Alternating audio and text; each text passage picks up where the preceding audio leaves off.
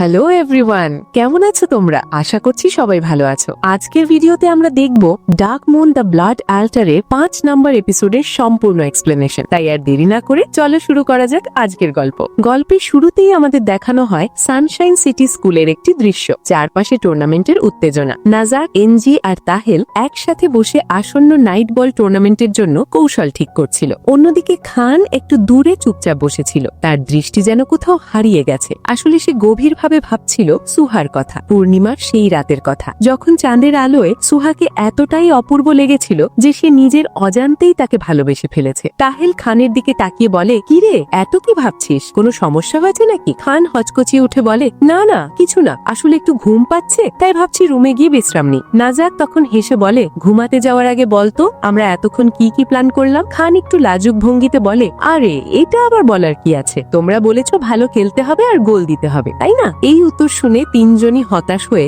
একে অপরের দিকে তাকায়। তাদের মনে সন্দেহ জাগে, খান নিশ্চয়ই অন্য কিছু নিয়ে চিন্তায় আছে। তাহেল আবার জিজ্ঞেস করে, সিরিয়াসলি বল, তোর কিছু হয়েছে? আজকাল তোকে একটু অদ্ভুত লাগছে। খান আবারও এড়িয়ে যায়, না রে কিছুই হয়নি, তোরা যেটা ভাবছিস তেমন কিছু না। নাজাক আর তাহেল বিষয়টা নিয়ে আরো জোর করলে খান চুপ করে দাঁড়িয়ে থাকে আর কিছুই বলে না। এরপর তাহেল পকেট থেকে একটা ইনভিটেশন কার্ড বের করে বলে, হেলি আর তার বন্ধুরা আমাদের সবাইকে তাদের বার্থডে পার্টিতে ইনভাইট করেছে, কিন্তু আমার মনে হয় আমাদের না যাওয়াই ভালো। খান একটু অবাক হয়ে বলে, কিন্তু তোরা তো আগে যেতে চেয়েছিলি। তারা তিনজন একসাথে বলে, ওটা শুধু সুহার জন্য বলেছিলাম, ওর মন রাতে। এই কথা শুনে খানের মুখে হালকা লজ্জার হাসি ফুটে ওঠে, আবারও তার মনে পড়ে যায় সুহার কথা। এরপর সিন পরিবর্তন হয়ে আমাদের ডেসিলিস একাডেমির দৃশ্য দেখানো হয়। এখানে হেলি, শিয়ন, সোলন, জাকা, নোয়া, জিনো আর জান একত্রিত হয়ে বার্থডে পার্টির প্রস্তুতি নিয়ে আলোচনা করছিল। জান শিয়নকে জিজ্ঞেস করে, তুমি কি খান আর তার বন্ধুদের ইনভিটেশন কার্ড পাঠিয়েছো? শিয়ন একটু বিরক্ত হয়ে বলে, আমি তো ওদের ইনভাইটই করতে চাইনি, কিন্তু সুহা যখন নিজে থেকে ডাকেছে তখন আর কিছু করার ছিল না, তাই পাঠিয়ে দিয়েছি। জিনো মাথা নেড়ে বলে, ঠিকই করেছো, সুহা যখন বলেছে তখন আমাদের কিছু বলার নেই। কিন্তু জান একটু বিরক্ত হয়ে বলে, তবুও আমি ওই ওয়ারউলফদের সাথে আমাদের জন্মদিন উদযাপন করতে চাই না। জাকা ভ্রু কুচকে বলে, আমিও বুঝতে পারছি না সুহা ওদের মধ্যে কি দেখেছে। ঠিক তখনই সোলন গম্ভীর গলায় বলে, কারণটা খুব সহজ, সুহা ভ্যাম্পায়ারদের একদমই পছন্দ করে না। এই কথাটা শোনার পরেই হঠাৎ করে পুরো পরিবেশটা বদলে গেল। কিছুক্ষণ আগেও যেখানে হাসি ঠাট্টা চলছিল সেখানে এখন নেমে এলো এক গভীর নীরবতা। শিয়ন নিচু স্বরে বলে, দয়া করে এই বিষয়টা আমাকে মনে করিও না, এটা ভাবলেই আমার খুব কষ্ট হয়। জিনো তাকে শান্ত করার চেষ্টা করে বলে, তুমি এতটা চিন্তা করো না, সুহা এই কথাগুলো কখন বলেছিল? যখন আমাদের সাথে তার কোনো সম্পর্কই ছিল না। কিন্তু শিয়নের উদ্বেগ কমল না। সে আবার বলে, যদি কোনোদিন সুহা আমাদের আসল পরিচয় জেনে ফেলে তাহলে সে হয়তো আমাদের দিকে তাকাতেও চাইবে না। সোলন গম্ভীর কণ্ঠে বলে, এই কারণেই তো আমি শুরু থেকে বলেছিলাম সুহার থেকে একটু দূরে থাকতে। এই কথা শুনে শিয়ন হঠাৎ রেগে উঠে দাঁড়ায়, এটা কোনোভাবেই সম্ভব না, আমি সুহার সাথে বন্ধুত্ব করতেই চাই। জান বিস্মিত হয়ে বলে, আমি ভাবতেই পারিনি সুহা ভ্যাম্পায়ারদের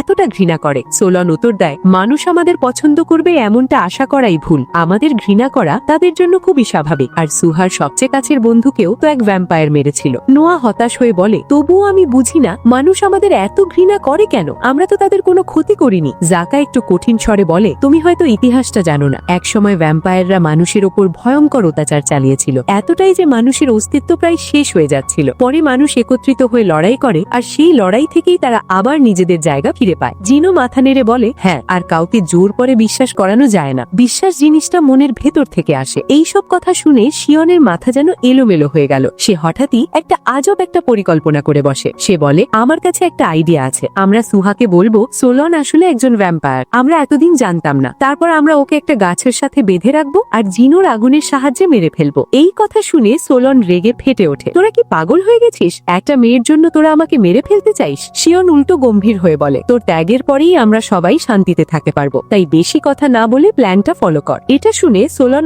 আরো ক্ষিপ্ত হয়ে যায়, এত ইচ্ছে হলে তুই নিজের জীবনটা উৎসর্গ কর। জান পরিস্থিতি সামলানোর চেষ্টা করে, থামো, এই প্ল্যান নিয়ে আর কথা বাড়ানোর দরকার নেই। কিন্তু সোলন থামেনি। সে কবে বলে, তোরা কি আমাকে পাগল ভাবছিস? যার যা ইচ্ছে তাই বলে যাচ্ছে, আমি এই প্ল্যানের কোনো অংশ হব না। এই বলে সে রাগে পুষতে পুষতে সেখান থেকে সরে যায়। তার চলে যাওয়ার পরও রুমের ভেতরে এক অস্বস্তিকর নীরবতা রয়ে যায়, যেন এই ছোট্ট কথার লড়াই ভবিষ্যতের বড় কোনো ভাঙনের ইঙ্গিত দিচ্ছে। এরপর জান সতর্ক স্বরে বলে, যাই হোক, একটা বিষয় আমাদের মাথায় রাখতে হবে, সুহা যেন কোনোভাবেই বুঝতে না পারে আমরা ভ্যাম্পায়ার। জাকা মাথা নেড়ে সম্মতি জানিয়ে বলে, ঠিক বলেছ, আমাদের শক্তিগুলো খুব সাবধানে ব্যবহার করতে হবে। পেছন থেকে নোয়া একটু চিন্তিত গলায় বলে, সুহা যদি একবার জানতে পারে আমরা ভ্যাম্পায়ার তাহলে আমরা আর এই একাডেমিতে থাকতে পারবো না। জিনো কিছুটা ভিন্ন মত দিয়ে বলে, আমার মনে হয় সুহা জানলেও কাউকে বলবে না, ও তেমন মেয়ে না। কিন্তু সোলান গম্ভীর হয়ে বলে, যাই হোক, আমি এখনো একই কথা বলবো, সুহার থেকে দূরে থাকাই ভালো। একবার ভেবে দেখো, যেদিন সে আমাদের আসল পরিচয় জানবে সেদিনও আমাদের কতটা ঘৃণা করবে। সে একটু থেমে আবার বলে, হয়তো সে আমাদের সাথে সব সম্পর্কই শেষ করে দেবে, এমনকি আমাদের মুখটাও দেখতে চাইবে না। এই কথাগুলো বলার পর পুরো রুমটা যেন হঠাৎ করেই থমথমে হয়ে যায়, কারোর মুখে আর কোনো কথা থাকে না। এরপর সিন পরিবর্তন হয়ে লাইব্রেরির দৃশ্য দেখানো হয়। সেখানে সুহা একা বসে আছে, তার চোখে চিন্তার ছাপ। সে ওই দিনের কথা ভাবছে, যেদিন সে হেলি আর তার বন্ধুদের সামনে ভ্যাম্পায়ারদের নিয়ে কঠিন কিছু কথা বলেছিল। ঠিক এই মুহূর্তে হেলি সেখানে এসে তার সামনে দাঁড়ায়। সুহা একটু লজ্জিত হয়ে বলে, হেলি, ওই দিনের জন্য আমাকে মাফ করে দিও, আমি আসলে খুব চিন্তায় ছিলাম, তাই না ভেবে অনেক কিছু বলে ফেলেছি। হেলি হালকা হাসি দিয়ে বলে, এর জন্য দুঃখ পাওয়ার কিছু নেই, আমি জানি তুমি ভ্যাম্পায়ারদের পছন্দ করো না, তাই আমি মনে করি তুমি কোনো ভুল করনি। এরপর হেলি তার হাতে একটা ইনভিটেশন কার্ড এগিয়ে দিয়ে বলে, আমরা অনেক আগেই এটা তোমাকে দিতে চেয়েছিলাম, কিন্তু সময় পাচ্ছিলাম না। সুহা কার্ডটা হাতে নিয়ে খুশি হয়ে বলে,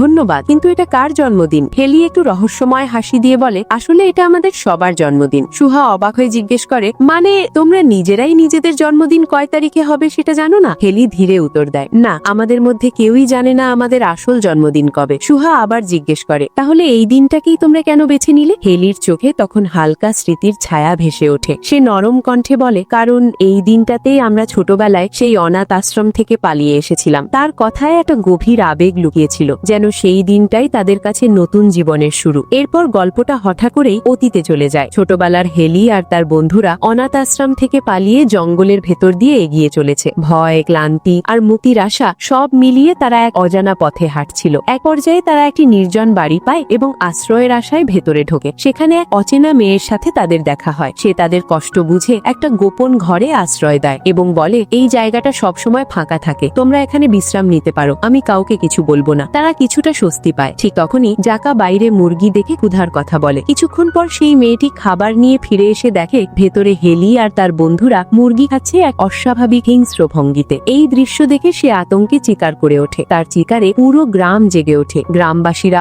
অস্ত্র নিয়ে চিৎকার করতে থাকে, ওরা ভ্যাম্পায়ার। ভয়ে হেলি আর তার বন্ধুরা জঙ্গলের ভেতর পালাতে থাকে। ঠিক তখনই এক রহস্যময় মহিলা তাদের সামনে এসে দাঁড়ায় এবং কঠোর গলায় বলে, তারা আসলে সেই ভ্যাম্পায়ার যাদের এই পৃথিবী অভিশাপ মনে করে। তারপর আবার বর্তমান সময়ে ফিরে আসা হয়। হেলি সুহার দিকে তাকিয়ে জিজ্ঞেস করে, তুমি যেই ক্রিসের কথা বলছিলে, তোমরা কি খুব কাছের ছিলে? সুহা গভীরভাবে নিঃশ্বাস নিয়ে নিজের অতীতের কথা বলতে শুরু করে। ক্রিস ছিল তার একমাত্র বন্ধু, যে তাকে বুঝতো। তার অদ্ভুত শক্তির কারণে সবাই তাকে ভয় পেত, কিন্তু ক্রিস কখনো তাকে ছাড়েনি। একদিন আগুন লাগা এক ঘটনার সময় সবাই দূরে দাঁড়িয়ে থাকলেও সুহা নিজের শক্তি ব্যবহার করে আগুনের ভেতরে ঢুকে ক্রিসকে বাঁচায়। সেই মুহূর্তে তার মনে হয়েছিল এই শক্তি হয়তো মানুষের উপকারের জন্যই, কিন্তু শেষ পর্যন্ত ক্রিস মারা যায় এক ভ্যাম্পায়ারের আক্রমণে। এই ঘটনাই সুহাকে ভ্যাম্পায়ারদের প্রতি ঘৃণা করতে বাধ্য করে। কথাগুলো শুনে হেলি কিছুক্ষণ চুপ থাকে। তার চোখে এক অদ্ভুত অনুভূতি, দুঃখ আর দ্বিধা। হঠাৎ করেই সে সামনে এগিয়ে এসে বলে, তুমি তোমার দাঁত দিয়ে আমার ঘাড়ে একটা কামড় দাও, তাহলেই তুমি বুঝতে পারবে তুমি মানুষ নাকি ভ্যাম্পায়ার। এই কথাগুলো শুনে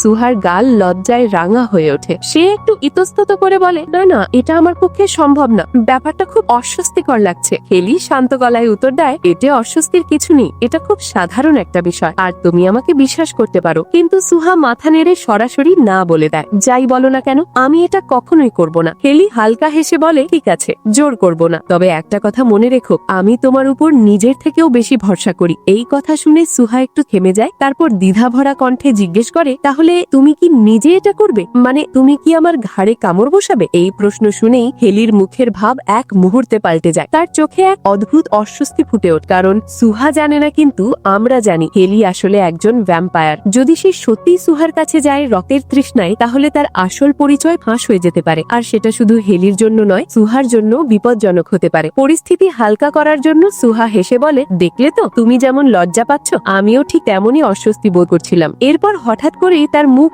গম্ভীর হয়ে যায়। সে ধীরে ধীরে বলে, জানো, আমি ভ্যাম্পায়ারদের ভীষণ ঘৃণা করি, এতটাই যে সেটা ভাষায় প্রকাশ করা সম্ভব না। এই কথা শুনে হেলির মুখ ফ্যাকাশে হয়ে যায়। সে বুঝতে পারে সুহার মনে যে ঘৃণা আর কষ্ট জমে আছে সেটা সহজে মুছে ফেলা যাবে না। কিছুক্ষণ নীরব থাকার পর হেলি উঠে দাঁড়িয়ে বলে, আচ্ছা, আমি তাহলে চলি, তবে তুমি যদি কালকের পার্টিতে আসো তাহলে আমরা সবাই খুব খুশি হব। সুহা হালকা হাসি দিয়ে সম্মতি জানায়। সে যে পার্টিতে যাওয়ার জন্য আগ্রহী সেটা তার চোখে মুখেই বোঝা যাচ্ছিল। এরপর দৃশ্য পরিবর্তন পরিবর্তন হয়ে গভীর জঙ্গলের মাঝে এক সুন্দর বাড়ি দেখা যায়। সেখানে হেলি আর তার বন্ধুরা জন্মদিনের প্রস্তুতিতে ব্যস্ত। ঘর সাজানো থেকে শুরু করে সবকিছুতেই তারা খুব মনোযোগী। এই সময় সোলেন জিজ্ঞেস করে, তুমি যাদের কার্ড দিয়েছিলে তারা কি সত্যি আসবে বলে মনে হয়? নোয়া নিরাসক্তভাবে বলে, আমরা তো দাওয়াত দিয়েছি, আসা না আসা তাদের ইচ্ছা, এতে আমাদের কিছু যায় আসে না। ঠিক তখনই হেলির হাতকে কেকটা মাটিতে পড়ে যায় আর মুহূর্তেই নষ্ট হয়ে যায়। এতে সবাই কিছুটা হতাশ হয়ে পড়ে, তবে তারা হাল ছাড়ে না, নতুন করে আবার সব শুরু করার সিদ্ধান্ত নেয়। জাকা তার অদ্ভুত গতির ক্ষমতা ব্যবহার করে